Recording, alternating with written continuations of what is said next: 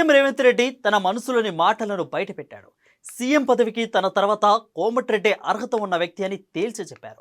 PM పదవి అంటే ఓ బాధ్యత అని చెప్పిన ఈ ఫైర్ బ్రాండ్ రోజుకి 18 గంటలు ప్రజల కోసం పనిచేస్తున్నానని అన్నారు. ఇక బీఆర్ఎస్ బీజేపీ ఒక్కటేనని చెప్పిన ఆయన కారుకు ఓటేస్తే కమలం ఖాతాలోకి వెళ్తాయని అన్నారు.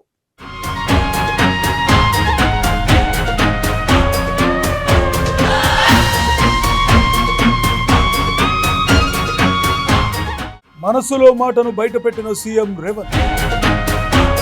కాంగ్రెస్ లో కలకలం రేపుతున్న రేవంత్ కామెంట్స్. సీఎం పదవికి కోమటిరెడ్డి అర్హుడని ప్రకటించిన రేవంత్. కేసీఆర్ నకిలీ ఉద్యమం చేశారని ఆరోపణ. బీఆర్ఎస్ కు ఒక్క సీట్ ఇచ్చినా బీజేపీ ఖాతాలోకే అని వెల్లడి.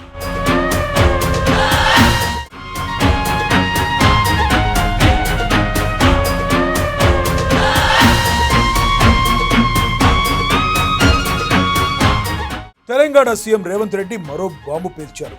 ఘాటు వ్యాఖ్యలతో కాంగ్రెస్ లో కలకలం రేపారు. భువనగిరి ఎంపీ అభ్యర్థి ప్రచారంలో పాల్గొన్నారు రేవంత్ రెడ్డి. మంత్రి కోమటిరెడ్డి వెంకటరెడ్డిపై ప్రశంసల జల్లు కురిపించారు. తెలంగాణ కాంగ్రెస్ లో తన తర్వాత ఎవరైనా సీఎం పదవికి అర్హుడు ఉన్నారంటే అది కోమటిరెడ్డి వెంకటరెడ్డి అంటూ బహిరంగంగా ప్రకటించారు.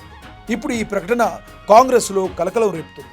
నాతో పాటు ఎవరైనా ముఖ్యమంత్రి పదవికి అర్హత ఉందంటే అది కోమటిరెడ్డి వెంకటరెడ్డి గారికి అని చెప్పి నేను మనస్ఫూర్తిగా చెప్తున్నా. భువనగిరిలో కోమటిరెడ్డి బ్రదర్స్ తో కలిసి సీఎం రేవంత్ రెడ్డి నిర్వహించిన ఎన్నికల ప్రచారంలో ఇంట్రెస్టింగ్ కామెంట్స్ చేసి కార్యకర్తల్లో జోష్ నింపారు. కోమటిరెడ్డి వెంకటరెడ్డి నిజమైన పోరాట యోధుడంటూ ఆకాశానికి ఎత్తేశారు. తెలంగాణ కోసం తెగించి సొంత పార్టీని సైతం ఎదిరించి పోరాటం చేశారని చెప్పుకొచ్చారు. కేసీఆర్లా నకిలీ ఉద్యమం నడిపించలేదని రేవంత్ రెడ్డి తెలిపారు. మంత్రి పదవిని కూడా తృణప్రాయంగా వదులుకున్నారని తెలిపారు.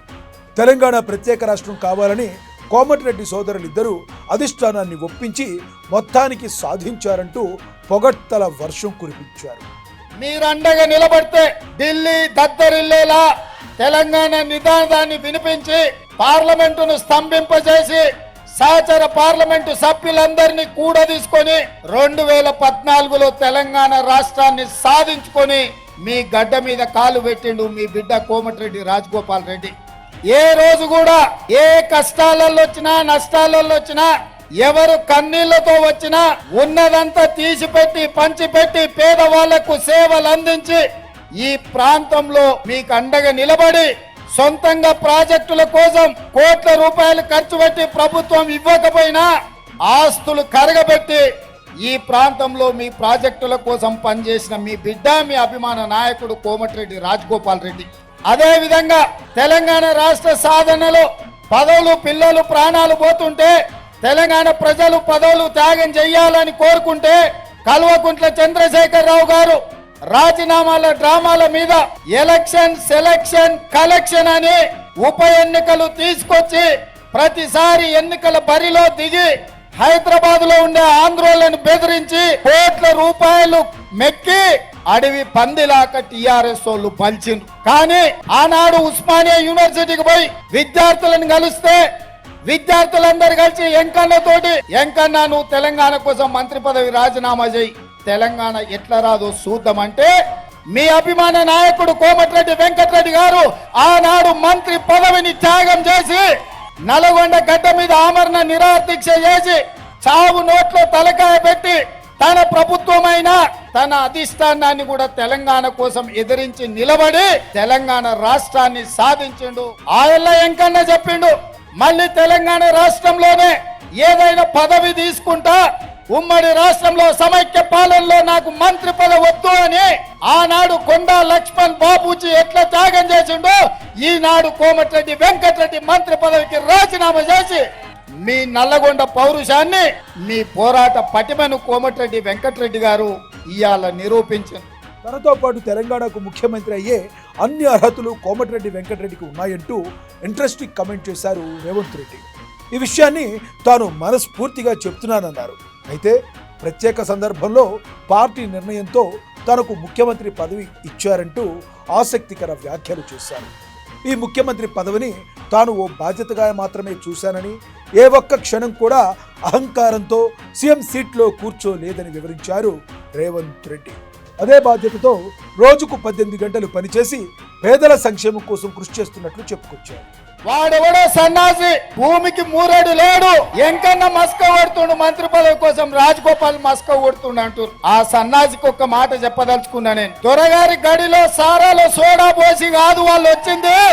కోమటిరెడ్డి బ్రదర్స్ రక్తాన్ని చెమటగా మార్చి భుజాలు కాయలు కాసేలా 3 రంగుల జెండాను మోసి నాయకులుగా ఎదిగినరు. నల్గొండ సమస్యల మీద కొట్లాడి అధిష్టాన్ని ఒప్పించి మెప్పించి ఇవాళ వాళ్ళు ఈ బాధ్యతలో ఉన్నారు.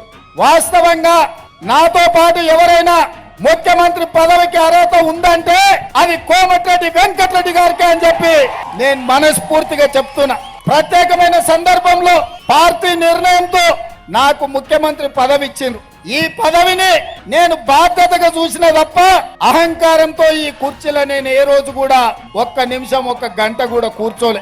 ఈ బాధ్యతతోటి రోజుకు 18 గంటలు పనిచేసి పేదవాడి సంక్షేమం కోసం, పేదవాడి అభివృద్ధి కోసం తెలంగాణను ప్రపంచంలో అభివృద్ధి చెందిన రాష్ట్రంగా నిలబెట్టడం కోసం అహర్నిశలు కృషి చేస్తున్న మిత్రులారా, 60 ఏళ్ల ఆకాంక్ష, 1200 మంది విద్యార్థుల బలిదానంతో వచ్చిన తెలంగాణ 10 సంవత్సరాలు కేసీఆర్ గడిలో బందీ అయి తెలంగాణ తల్లి కన్నీళ్లు పెడుతుంటే మళ్ళీ కాంగ్రెస్ పార్టీ కార్యకర్తలు నడుం బిగించి తెలంగాణ తల్లికి విముక్తి కలిగించిండ్రు.